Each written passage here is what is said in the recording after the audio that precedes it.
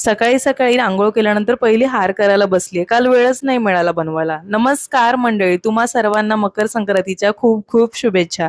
देवांना हार घातल्यावर किती प्रसन्न वाटत आहे देवघर. नंतर सुगड विडे मांडायचे होते, तर म्हणून लादी वगैरे पुसून घेतली. सुगड धुवून बाल्कनीमध्ये ठेवल्या होत्या सुकवायला.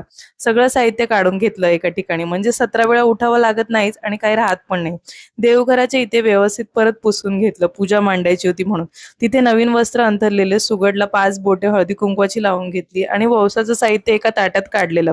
बोरं, शेंगा, गाजर, पावटा, वाटाणा, घेवडा, ओंब्या, हरभरा, ऊस एक एक सर्व सुगडमध्ये भरून घेतलं. हे पूजन म्हणजे मातीच्या भांड्यात हे धान्य ठेवून आपण पृथ्वी मातेचे आभार मानतो. या घड्यात शेतात भरलेलं नवधान्य ठेवून त्याची पूजा करण्याची प्रथा आहे. नंतर सुगड वस्त्रावर मांडून घेतल्या. त्यासमोरच विडे मांडले 5. आमच्याकडे म्हणजे सातारा, सांगली, कराड या भागामध्ये संक्रांतीला विडे घेण्याची प्रथा आहे. तुमच्याकडे कशी प्रथा आहे मला नक्की कमेंट करून सांगा.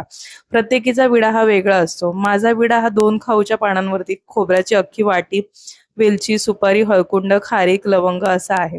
तिळाचे लाडू वाटीत काढून ठेवले, अष्टरची फुलं फुलदाणीत ठेवली, उरलीची अशी सजावट केली. कशी दिसते? सगळ्या सुगडला विड्यांना फुलपाकळ्या वाहून घेतल्या. समईला पण फुलं वाहिली.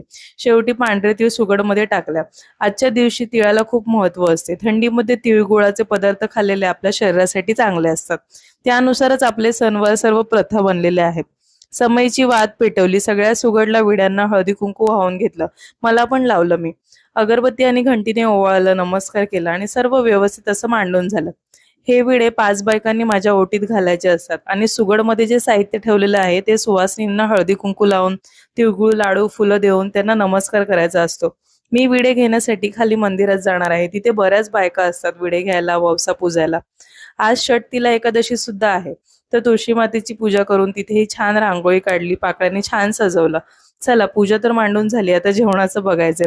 संध्याकाळी 5च्या दरम्यान जवळच भगवान शंकरांचं मंदिर आहे, तिथे गेलो.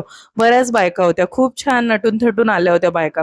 सजायचा हाच दिवस असतो संक्रांत, हळदी कुंकूच्या निमित्ताने एकमेकांना भेटायचं. बायकांना हळदी कुंकू लावून, ववसा देऊन, त्यांना तिळगुळ देऊन पाया पडले आणि त्यांनी माझ्या ओटीत विडे घातले. निघालो मंदिरातून आणि अनायसे खालती आलेलो, तर म्हटलं जरा फेरफटका मारावा.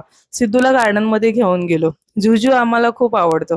मग ती मस्त जुजू मध्ये बसली होती. मस्त मज्जा येत होती तिला. मुलं आनंदी तर आई वडील सुद्धा आनंदी. तर असा होता आमचा मकर संक्रांतीचा दिवस.